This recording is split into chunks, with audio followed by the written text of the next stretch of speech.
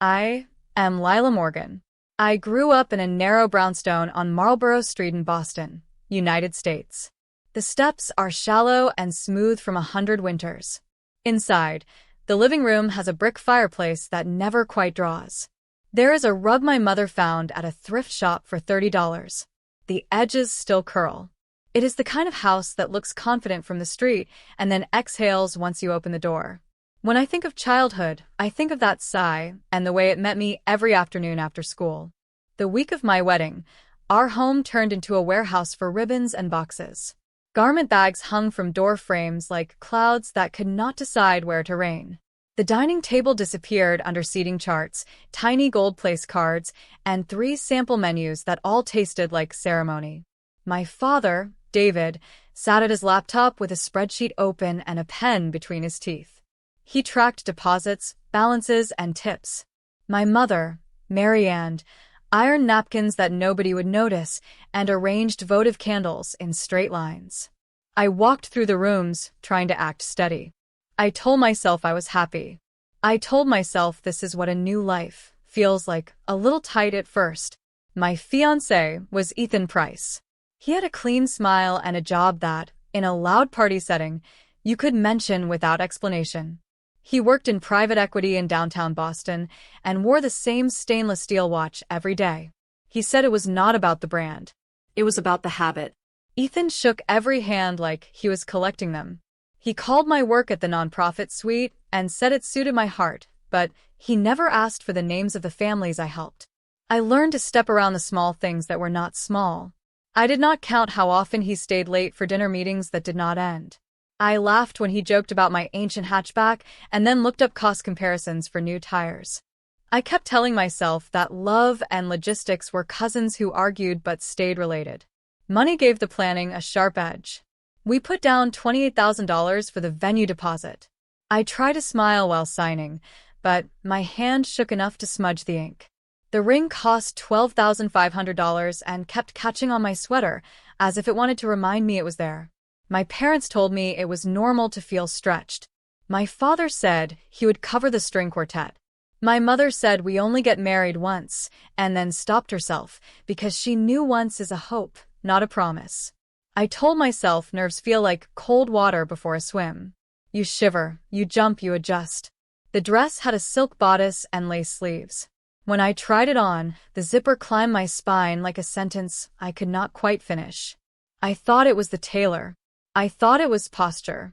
I did not think it was truth speaking in the language of fabric. The train spilled across the floor like a small river.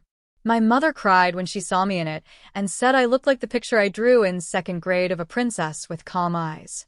I wanted to be that girl. My reflection wanted to warn me. The night before the wedding, I took a bouquet of peonies to the hotel where Ethan's family was staying. I wanted to leave a note for his mother and a small card for him that said, "See you at the end of the aisle." The plan felt sweet and easy. I picture myself slipping back into a quiet house, brushing my teeth, and sleeping for 6 honest hours. The elevator opened on the 12th floor. I stepped out and heard voices around the corner. Ethan's voice is easy to recognize. It is a steady hum that pretends to be calm even when it is not. I did not plan to listen. I did. I froze by the ice machine and told myself I would walk away in 10 seconds. I did not move. He said, "I do not love her. This is the right move for the firm and for us." He said, "Her board chair is coming. We need that circle." He said, "I will meet Sloan after the ceremony. It will not change what we agreed." His father cleared his throat like a closing door. His mother lowered her voice and said, "Keep your head. Marriage is a door, not a finish line." The peonies did not fall. The cellophane did not crack. My chest did something unusual and quiet. It did not break. It settled. In that stillness, I felt something true move up from the floor into my legs and spine. The dress had felt tight for a reason. It was not the zipper. It was my own life trying to keep me from stepping into a room where I did not belong. I turned and pressed the elevator button with a finger that did not shake. The ride down was slow. The mirrors showed me a woman I recognized, and also a woman I was meeting for the first time. Outside, Boylston Street pushed wind into my hair like the city itself was trying to air out what I had heard. I texted my mother that I needed a short walk to clear my head and would be home soon. Then I walked for a long time. Back at the brownstone, I took the ring off and placed it on the small marble tray by my childhood mirror. It made a soft sound like a coin landing in a jar. I sat on the edge of my bed and let my breath find me. Then I wrote. I heard what I was meant to hear. I am safe. I am leaving Boston for a while to think. Please do not bring me back for a show. I choose myself. I love you. I folded the note so neatly that the corners matched like calm hands. I packed like a person who trusts the road more than her closet. 2 changes of clothes. A sweater that forgives. My worn sneakers. A small photo of my parents on a beach in Maine, smiling before the wind changed their hair. My passport, just in case the sky asked for proof. I opened my bank app and moved my savings into checking. I had $9,400. I said the number out loud because names matter, and numbers are names for plans. I booked a one-way ticket to Denver for $286. It left at dawn. I wanted a horizon I had not stared at for years. The house was dark and kind at 2 in the morning. I walked through each room and touched a corner as if I was saying thank you in a language the walls could hear. In the kitchen, a single glass sat by the sink, upside down, catching lamplight like a little moon. In the hallway, my mother had pinned the hem of my dress to keep it safe from shoes. I paused and let the sight of it pass through me like a cold wave. Then I turned away. At 4, I locked the front door and slid the key under the mat.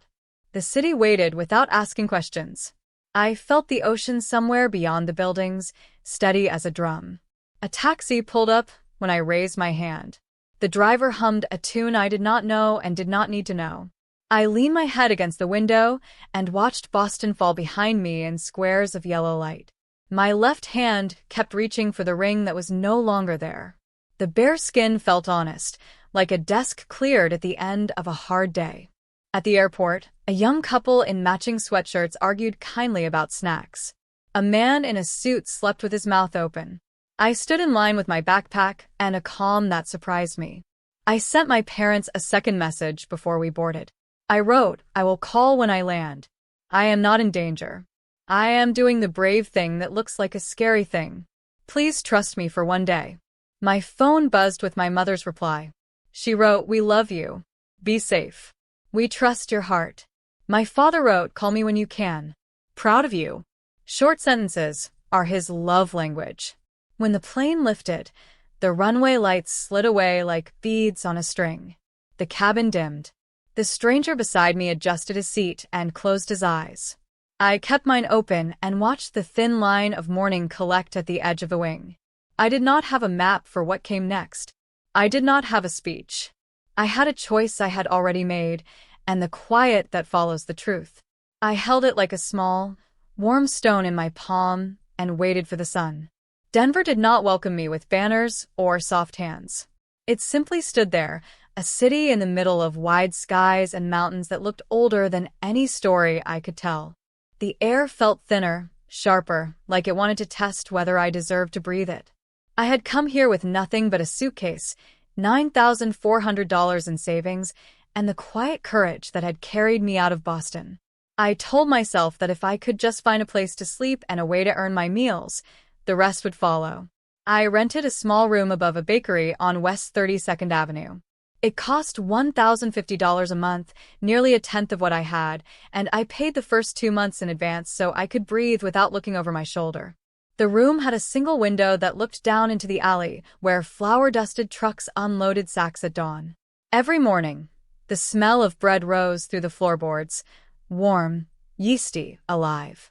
The bakers laughed loud enough that I could hear their joy even when I kept the window shut. It comforted me in ways I did not expect. The space itself was not much. A narrow bed with a creaky frame, a desk that slanted forward, and a lamp that flickered if you looked at it too long. But it was mine. No flowers waiting on the table, no vows pretending to hold weight, no man planning a future behind my back. Just me, my suitcase, and the sound of ovens below. That night, I lay awake staring at the ceiling, whispering to myself that I was not running anymore. I was beginning. The next morning, I knew I needed a job. Not one that required me to paste on a smile for donors or shake hands at events. I wanted work that felt steady, something with a rhythm I could trust. 3 blocks from my room stood a brick office building with a sign for Chen and Associates, Architecture. The office had plants on the windowsills that drooped as if they were tired of pretending to thrive.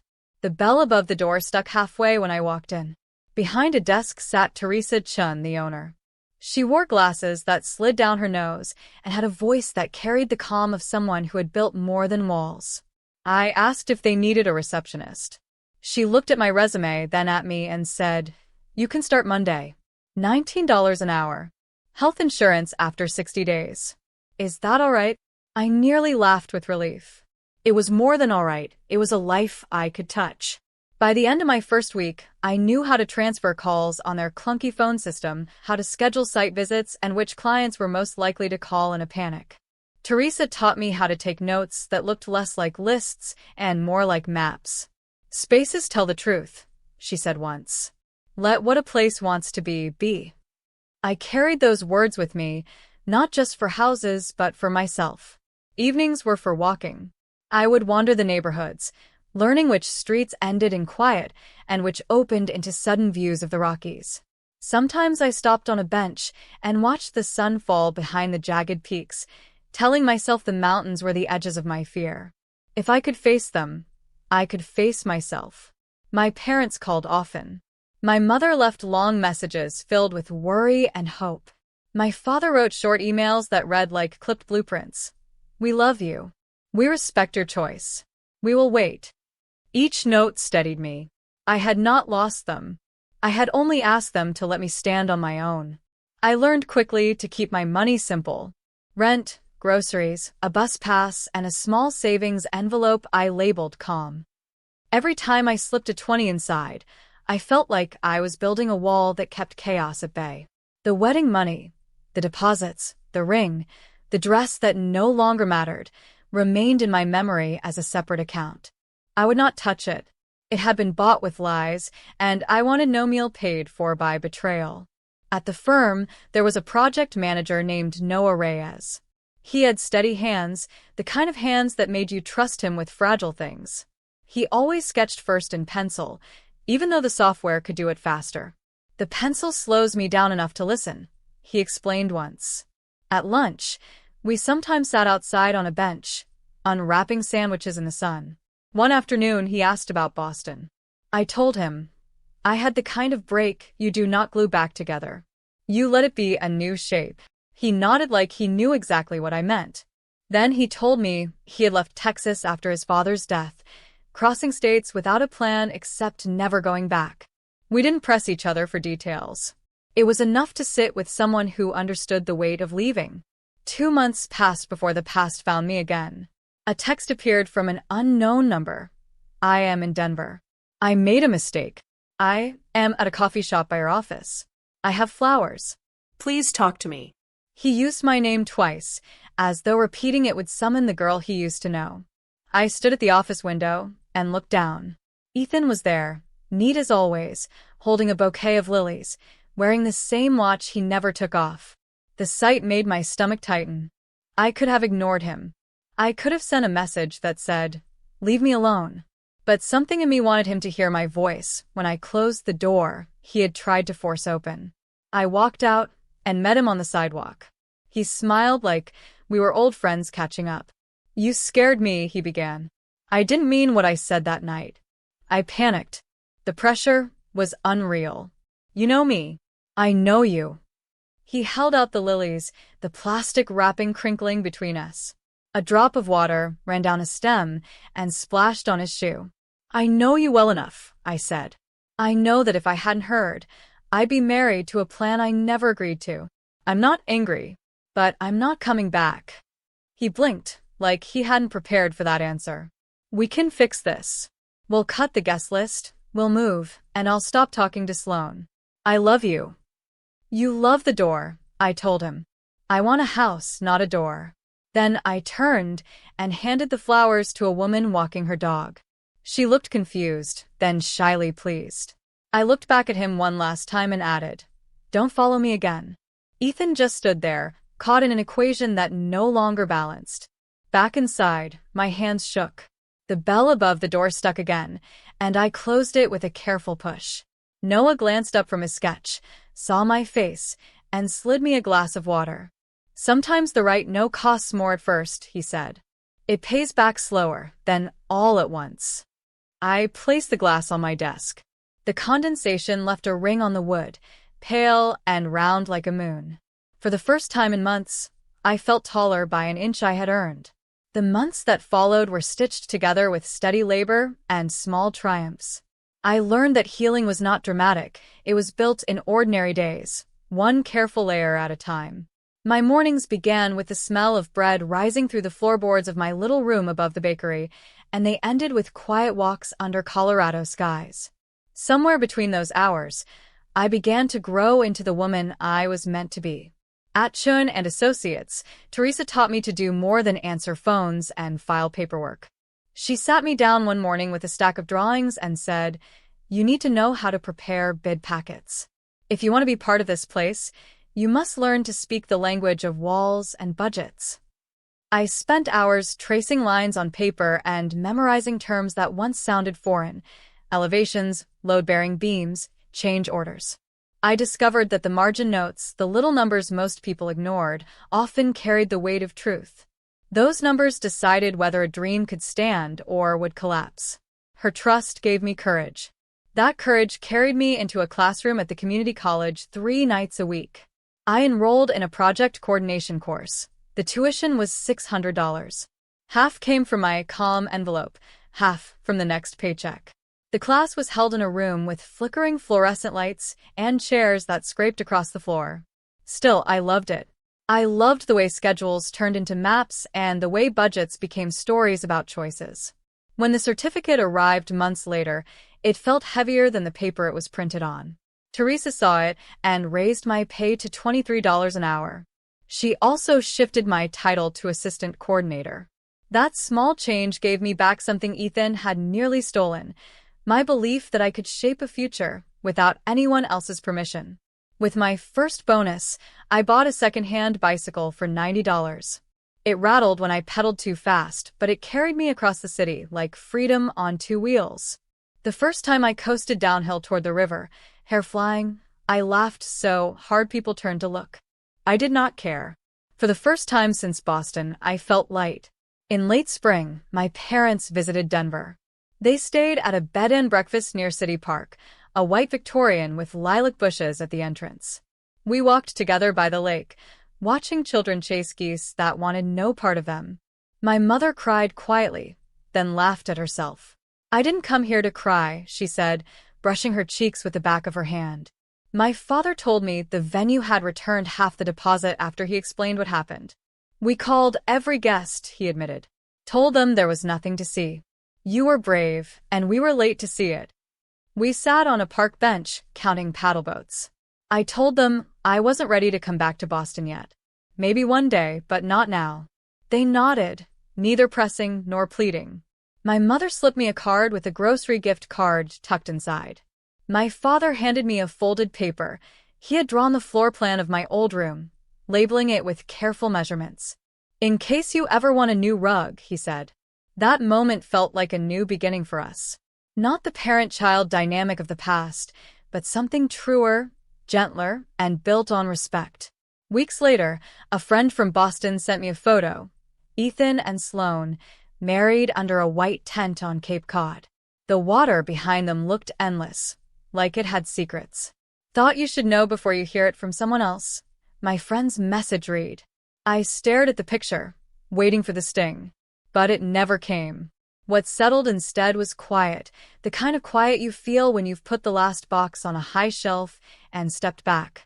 I realized in that moment that I had not just left Ethan, I had outgrown him.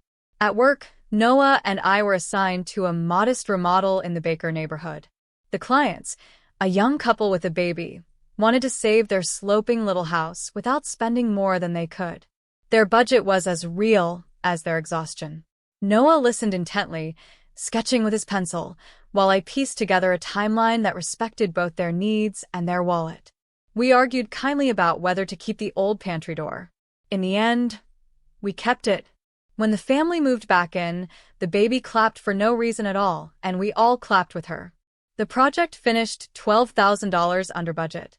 Teresa left donuts on our desks the next morning with a note. Good work is a kind of love. Noah became more than a colleague. On Saturdays, we rode our bikes along the river trail, sometimes in silence, sometimes with conversations that stretched for miles. We spoke of music, of names, of whether a room can teach you to breathe. One day, he told me he had been engaged once in Austin, and it ended for reasons too tangled to explain. I told him about the hotel hallway in Boston, about the words that changed everything. He listened without interrupting, without trying to solve me. He didn't turn me into a lesson. He treated me as a person worth knowing, exactly as I was. One evening after a long ride, we stopped at a taco stand. Neither of us had enough cash for 2 plates. Noah dug into his pocket and pulled out 3 wrinkled singles, laughing. High finance, he joked. I paid the rest, and we ate on the curb, watching the sky shift from gold to peach to deep lavender. For the first time in months, I felt my future was not a race to escape, but a path to walk. Slow, steady mine. I began to understand that courage is not only in grand escapes or loud refusals. It is in the slow work of building. Each envelope of savings, each new skill, each small no or yes that turned me closer to myself. When I looked at my life, my rattling bike, my little room, my growing role at work, the warmth in my parents' eyes, the steady presence of Noah, I saw not scraps but a quilt. A quilt stitched by my own hands, imperfect yet beautiful. And for the first time since I left Boston, I believed that the life I was building was not a consolation prize. It was the prize. It was freedom, piece by piece, growing stronger with every choice I made. A year after I walked away from Boston, I signed a lease for a small 1-bedroom in Denver's Highlands neighborhood. The building was nothing glamorous, red brick, 3 floors, the kind of place people drove past without noticing, but when I stepped inside that apartment, I knew it was mine. The rent was $1,400, more than I had ever dared to pay before, but the space gave me something I could not measure in numbers: pride. The windows faced west, and every evening the walls turned to gold as the sun dipped behind the Rockies. My floors glowed like warm bread, and for the first time, I felt that I was living in a space that reflected the woman I had fought to become. I filled it slowly, piece by piece. A neighbor who was moving out sold me a second-hand sofa for $200. It had a tear on the back where no one could see, but to me, it was perfect. I bought a wooden kitchen table for $60 at a yard sale and spent 2 weekends sanding it down until it felt like a friend, smooth and reliable. On the walls, I hung 3 black and white photos of Colorado skies, clouds so wide they looked like they could swallow doubt itself. I had taken them with my phone, printed them at the pharmacy for $6 each, and framed them simply. My apartment did not look like a spread in a magazine. It looked like me. I mailed a packet to my parents back in Boston, a copy of my lease, a photo of me grinning on the sofa, and a note that said, "This place is small, but it is mine, and I am happy." My mother placed the photo on the mantel in the brownstone. When my father called, his first questions weren't about how I felt, but about the plumbing and the windows. He always wanted to know the parts of a house that might fail. I told him the faucet squeaked. He told me to wrap a little tape around the threads. I did, and it worked. Even across miles, he was still teaching me to fix what I could. At work, Teresa called me into her office one late summer afternoon. "You've proven yourself," she said. She slid a paper across her desk, offering me a full-time coordinator role at $30 an hour, plus a modest bonus for on-time project completions. My throat tightened as I read it. This wasn't just a raise. It was a doorway into permanence, into belonging. I accepted, and that night I celebrated by opening a new savings account. I named it Future House and set up an automatic transfer of $200 from each paycheck. I taped an index card inside my kitchen cabinet and wrote the number each time the balance grew. Watching it climb felt like planting seeds and seeing green break, through the soil. Noah and I took our time. We weren't in a hurry to label what we were becoming. Instead, we filled our weeks with small moments that felt larger than any label could. We went to free museum nights, stood shoulder to shoulder in front of abstract paintings, and debated whether art needed meaning. We cooked pasta with too much garlic and no one to complain but ourselves. Sometimes we said nothing at all and let the quiet stretch between us like a safe bridge. He never rushed me. He never filled my silence with fear. When I was ready, I handed him the spare key to my apartment and whispered, "I'd like you to know where this is." He smiled, tucked it in his wallet, and said, "Text me the address or I'll forget." He did not make a ceremony of my whisper. He made space for it. In October, I flew back to Boston for a weekend. The brownstone still stood with its shallow steps and sighing walls. My father had left the spare key in the same ceramic fish dish by the door. The house smelled like lemon oil and memory. At dinner, the old wooden table still wobbled despite my father's insistence that he had fixed it. My mother reached across the plates, squeezed my hand, and said, "I'm proud of the way you left. I'm proud of the way you've built." Later, I hugged her in the kitchen while the kettle screamed itself empty. On Sunday, I saw Ethan and Sloane near the public garden. They were walking side by side, looking like any ordinary couple. Our eyes met briefly. We nodded and kept walking. I felt nothing bitter, nothing sharp. It was like passing a store I once visited often and realizing I no longer needed anything inside. My feet settled firmly on the brick path. My heart rested steady in my chest. Back in Denver, I returned to my little one-bedroom, sat on my second-hand sofa, and opened the window. The city hummed, traffic rolling, a dog barking at shadows only it could see, the faint music of a neighbor's radio drifting through the walls. I looked around my apartment and counted blessings the way one counts receipts after a long month. A job that paid me for care, parents who learned to hear me when I spoke softly, a man who kept promises as quietly as he sharpened his pencil, and a lease with my name printed alone, bold and unshaken. Sometimes I think about the girl I was in that mirror, the one in the white dress with trembling hands. I wish I could tell her that the tremor wasn't fear, it was strength waking up. I wish I could tell her that walking out of that hotel wasn't the end of a dream, but the start of a real life. She didn't lose a wedding. She found her freedom. And now, when the sun sets through my west-facing windows, painting my walls in gold, I understand. The courage it took to leave Boston didn't just save me. It gave me the life I now live. Honest, chosen mine.